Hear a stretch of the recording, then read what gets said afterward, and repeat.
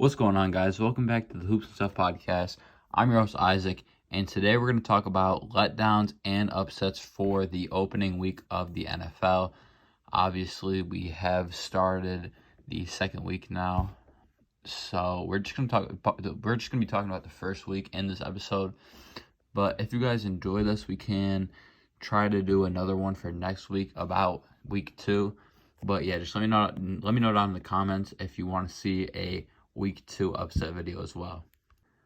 To start off, we have the Bengals in a big upset against the Browns. So the Bengals took an L in their first game of the season in a Browns blowout.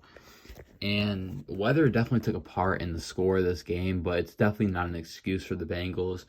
The Bengals and Browns both have a solid running game, but the Browns were really getting it done on the running end. But like Joe Burrow wasn't even 100% with his injury. So Jamar Chase also had a bad week with only 5 receptions and 39 yards with no touchdowns. And Joe Burrow plays a big factor in that just because his injury on his leg. So he can't really put his leg down as much as he needs to. And I definitely don't think that he should have played that game because he definitely wasn't anywhere near 100%, but that was also probably a big reason why they lost. But with a rough 0-2 start to last season, losing to both the Steelers and the Cowboys, then losing once again in Week 5 to the Ravens, shows that this Bengals team, like they usually start their season out rough. And then after Week 5 last season, they only lost one more game, and coincidentally, it was against the Browns. Surprise, surprise. But I don't think that this is going to be anything out of the norm for the Bengals, and I guess we'll just have to wait and see it as the season goes on.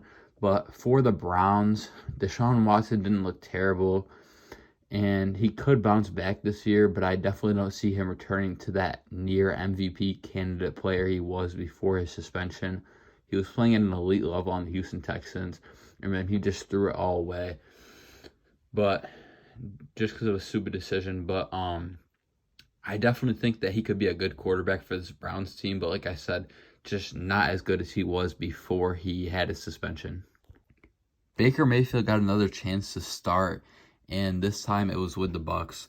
The last few years, he has shown that he was a terrible first overall pick, and he went over players like Saquon Barkley, Josh Allen, Roquan Smith, Jair Alexander, Lamar Jackson, and many other talented players. I'm not really sure why I included Josh Allen on that list after he just threw 3 interceptions and fumbled in the last game, but that's besides the point. This week, I think with the way Baker Mayfield performed, I think that he definitely proved himself to be better than he was last year for the Bucs and actually get that win over a team who was supposed to be good, like the Vikings, when the Bucs were supposed to be bad. So I think that proves that he isn't as terrible as he was last year, and he's definitely improved his game quite a bit. But everyone expected the Bucs to be a bad team this year, and they could actually like beat a good team like the Vikings, so they could be playoff contenders. But this could also be a case where the Vikings are just frauds, and they aren't going to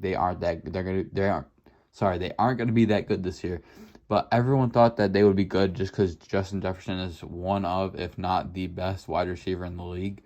But I feel like Jordan Addison has probably been doing better than Justin Jefferson this year, just with the fact that every team puts their best cornerback on Justin Jefferson. And if anybody watched the game on Thursday night, you've seen that they put Darius Slay on Justin Jefferson, and James Bradbury was out this week, so they didn't really have anybody great guarding Jordan Addison. So Jordan Addison had a pretty solid week for that Vikings team. And I mean, yeah, Justin Jefferson did have some nice receptions too, but Jordan Addison actually did get a touchdown. TJ Hawkinson also had a couple of touchdowns for this Vikings team. So I do think that this Vikings team is pretty solid, but they did start the season off 0-2 now. So we'll see where they go with their season. All right, our next category is going to be, did Green Bay truly land another great QB, or were the Bears really that bad? So if you're a regular listener here, you should know that this couldn't be an NFL episode if we didn't talk about the Packers. So if you're listening right now, go ahead and comment Packers down below just to let me know that you're watching at this point, because we all know the Packers are my favorite team, and they're going to the Super Bowl this year. Keep it real. The Packers, they're making a run for it, I'm telling you. But we saw Jordan Love get his second start of his career for the Packers, and he did really well, actually. He threw his first touchdown of the game with a pass to second-year receiver Romeo Doubs, who had 2 touchdowns in that game. But his first one was Jordan Love's first touchdown pass of the game. And another big part of that Packers game was the running game as well. Aaron Jones, who had 9 attempts for 41 yards with 2 total touchdowns, which one was rushing and one was receiving, he had a good game. But he did end up getting hurt after he went for after he got his receiving touchdown. When he was running, he ended up getting hurt. So that is pretty unfortunate, because he's probably not going to play this week, but hopefully he comes back next week healthy, because he is a really big part to our team right now. But the Bears definitely need to work on their pass defense, and Justin Fields needs to get on the same page as their star receiver, DJ Moore, who had no touchdowns this past week and had only 2 catches for 25 yards. A lot of people expected DJ Moore to do really good, and I mean, 2 catches for 25 yards is pretty good, but he should have definitely had more catches with the expectations that this team had for him. And I think that he's in week 1, he was a big letdown for any Bears fans. And I feel like he was definitely expected to do much better than he really did. Our next category is going to be, are the Rams back? So we saw the Rams beat the Seahawks without Cooper Kupp in this upset. And Matt Stafford wasn't supposed to do good. And he went 24 for 38 with 334 yards, which is pretty decent. Quite a bit of yards there. And he had over a 50% passing completion percentage. So he did pretty solid, and especially without Cooper Kupp. And sorry, I'm blanking. I was trying to think of what I was hearing, but I heard that Matt Stafford wasn't doing good in training camp, so that's a big reason to why people thought he wasn't going to do good. But he, like I said, he had a pretty solid game, and he also threw no interception. He threw no interceptions in that game, so that was also pretty good for Matt Stafford. And the Rams running back Kyren Williams scored 2 of the Rams' 3 touchdowns, with Cam Akers scoring the 3rd. Williams had 15 carries for 52 yards. And once Kupp is back, this team could be a playoff contender. And for the Seahawks, Geno threw for just 1 touchdown and only 112 yards.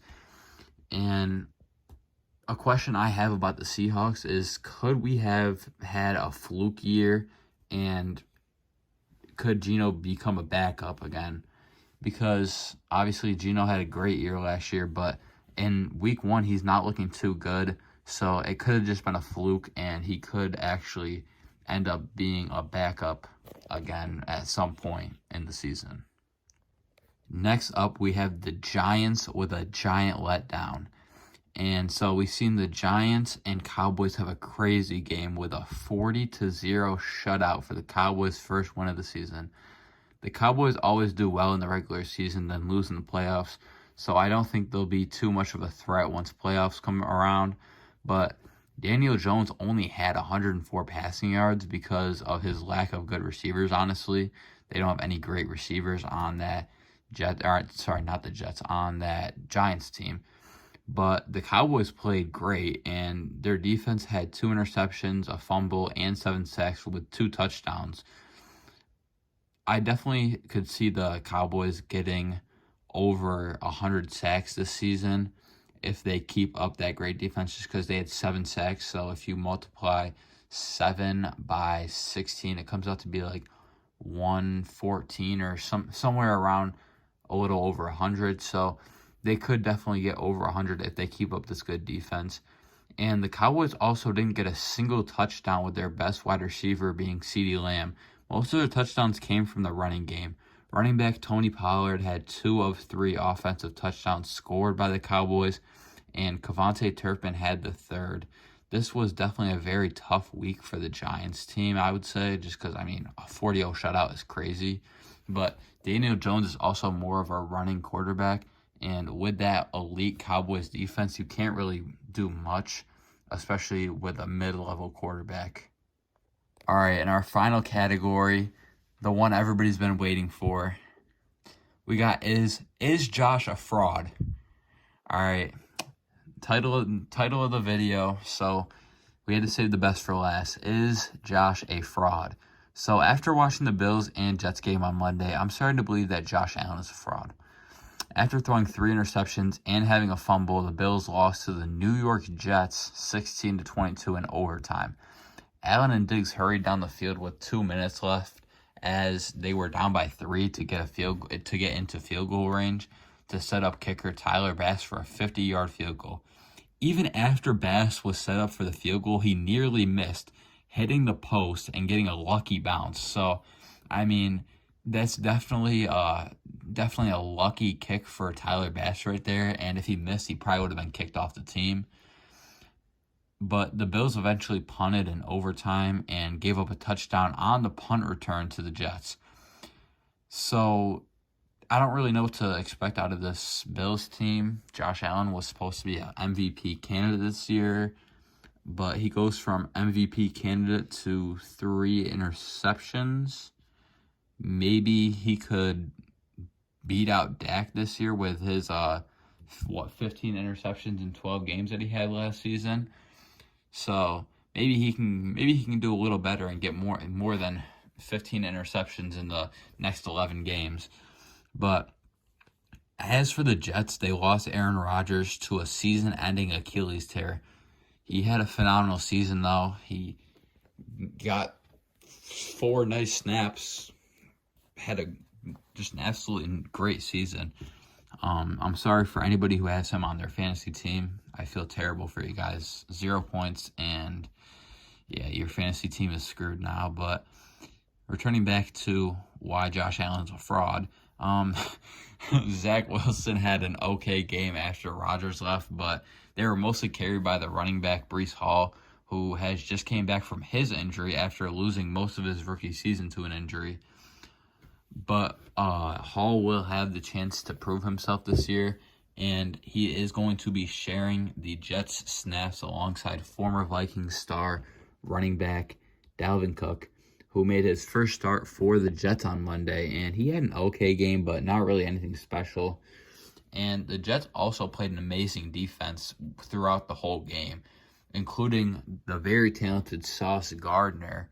He was locking up Stephon until the end. Then Stephon just started going stupid in the last 2 minutes when they got Tyler Bass to that 50-yard field goal that he almost choked. But yeah, Stephon Diggs did pretty good towards the end. But Sauce Gardner is probably the best defensive back in the league, or if not one of the best. So that's really all I have to say about the Jets. Nothing too much besides the fact that Rodgers got hurt and Breece Hall went absolutely stupid when he had that 83-yard rush. If you watch the game, you know what I'm talking about. But that was a crazy run for Breece Hall. And he's a very talented player. I do really like Breece Hall, and I think he is going to have a great year and a great career. That's going to be it for today's episode. If you guys enjoyed, leave a like and subscribe, and we'll see you guys next Sunday here on the Hoops and Stuff podcast.